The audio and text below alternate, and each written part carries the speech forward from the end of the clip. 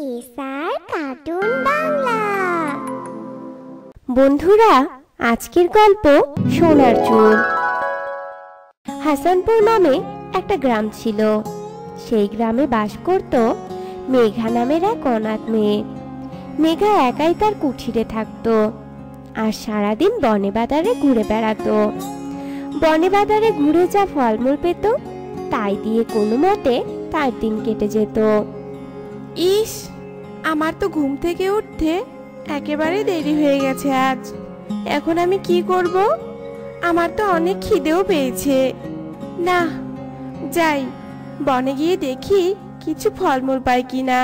খিদের জ্বালায় আমি তো একেবারে নড়তেই পারছি না। এই বলে মেঘা বনে চলে যায় আর ফল খুঁজতে থাকে। খুঁজতে খুঁজতে মেঘা কিছু ফলও পেয়ে যায় আর ফলগুলো নিয়ে মেঘা বাড়ি ফিরছিল।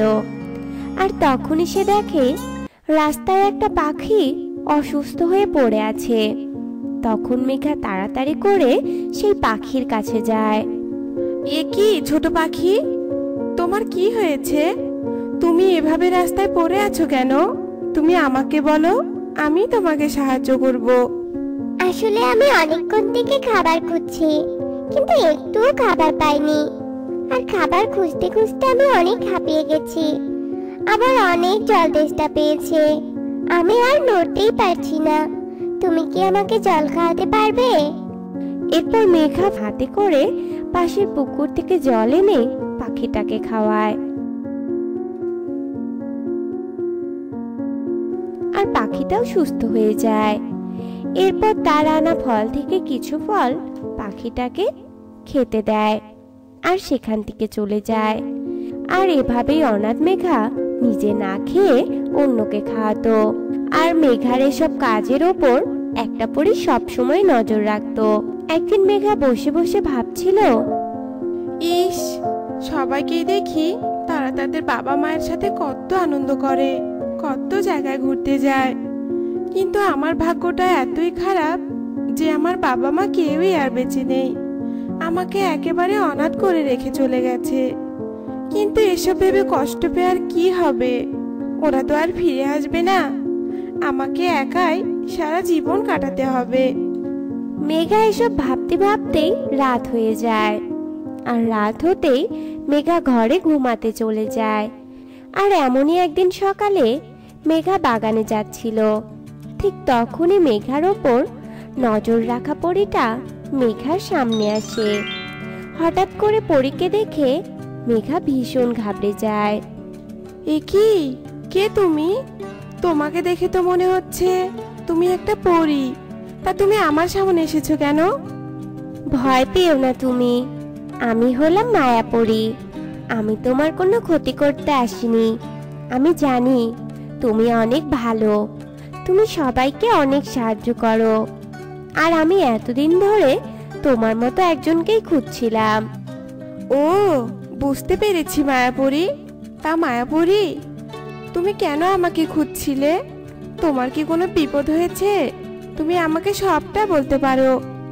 না গো মেয়ে, আমার কোনো বিপদ হয়নি।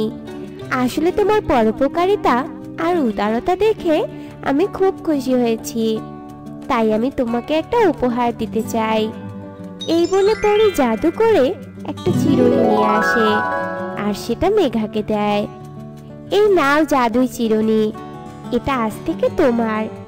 এটা দিয়ে তুমি যখনই তোমার মাথার চুল চিরুনি করবে তখনই তোমার মাথার সমস্ত চুল সোনার হয়ে যাবে।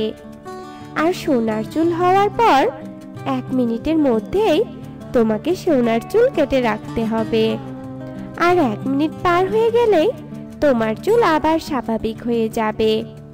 তারপর কেটে রাখা স্বর্ণের চুলটুকু বাজারে বিক্রি করে তুমি টাকা উপার্জন করতে পারবে। তবে একটা কথা মনে রেখো, বেশি লোভ করো না কিন্তু, তবে তার ফল কিন্তু ভালো হবে না। এই বলে পরী সেখান থেকে চলে যায়। আর পরীর দেওয়া চিরুনি পেয়ে মেঘা অনেক খুশি হয় আর বাড়ি ফিরে যায়। আর পরীর কথা মতো মেঘা সেই চিরুনিটা দিয়ে তার মাথায় চিরুনি করতেই তার সব চুল সোনার হয়ে যায়। এরপর মেঘা তাড়াতাড়ি করে একটু সোনার চুল কেটে রাখে। আর 1 মিনিট পার হয়ে গেলেই তার মাথার চুলগুলো আবার স্বাভাবিক হয়ে যায়। এ কি, এ তো দেখছি কেটে রাখা সোনার চুলটুকু এখনো সোনার চুলই হয়ে রয়েছে। তাহলে কি পরি ঠিক কথাই বলেছে যে এটা জাদুর চিরুনি? যাই, এখন এই সোনার চুলটুকু আমি বাজারে বিক্রি করে আসি। এরপর মেঘা সোনার চুলটুকু বাজারে বিক্রি করে আর অনেক টাকা পায়। আর সেই টাকাগুলো দিয়ে মেঘা নিজেও চলতো আর অনেক গরিব অসহায় লোকদেরও সাহায্য করত। আর এমন করে বেশ কিছুদিন কেটে যায়। এমনই একদিন মেঘা একটা বৃদ্ধাকে সাহায্য করছিল। আর এটা দেখছিল রতন নামের একটা ছেলে। আর মেঘার এমন উদারতা দেখে রতন মেঘাকে বেশ পছন্দ করে। এরপর রতন মেঘার কাছে যায় আর মেঘার কাছে মেঘার ব্যাপারে জানতে চাইলে মেঘা তার ব্যাপারে সব কথা খুলে বললেও জাদুই চিরুনির কথা একদম বলে না। আর এভাবেই তারা দুজন রোজ কথা বলতো আর তারা দুজন ভালো বন্ধু হয়ে যায় আর দুজন দুজনকে বেশ পছন্দ করে ফেলে। আর এমনই একদিন রতন মেঘাকে বিয়ে করে তার বাড়িতে নিয়ে যায়। কিরে রতন, তুই আমাকে না জানিয়ে বিয়ে করেছিস? মাকে একবার বলারও প্রয়োজন বোধ করিসনি? আর কে এই মেয়ে? কোথায় থাকে ও? এরপর রতন তার মাকে মেঘার ব্যাপারে সব কথা বলে। এরপর রমলা ছেলের সামনে মেঘাকে মেনে নিলেও মন থেকে একদম মেনে নেয় না। আর এভাবেই কিছুদিন যায়। আর বিয়ের পরেও মেঘা পরীর দেওয়া চিরুনিটি তার সাথেই রাখতো। আর চিরুনির সাহায্যে চুলকে সোনা বানিয়ে একটু একটু চুল কেটে বাজারে বিক্রি করত। আর আগের মতোই গরিব লোকদের সাহায্য করত। আর এমনই একদিন রতনদের বাড়িতে একজন লোক সাহায্য চাইতে আসে। আর মেঘা সেই লোকটাকে বেশ কিছু টাকা দিয়ে সাহায্য করে। এটা দেখে রমলা মনে মনে বলে, দেখ দেখ, আমার ছেলের টাকাগুলো কিভাবে শেষ করছে। নিজে তো সাথে কিছুই আনেনি। না, এর উপর নজর রাখতে হবে। ও আবার আমার ছেলের টাকাগুলো চুরি করছে না তো? আর একদিন দেখে ওই চিরুনি দিয়ে মাথা চিরুনি করতেই মেঘার চুল সোনা হয়ে গেছে। আর মেঘা অল্প একটু সোনার চুল কেটে রাখছে। আর এসব সোনার চুল দেখে রমলার অনেক লোভ হয়।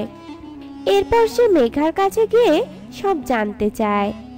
আর মেঘাও সরল মনে সোনার চুলের ব্যাপারে সব কথা তার শাশুড়িকে বলে।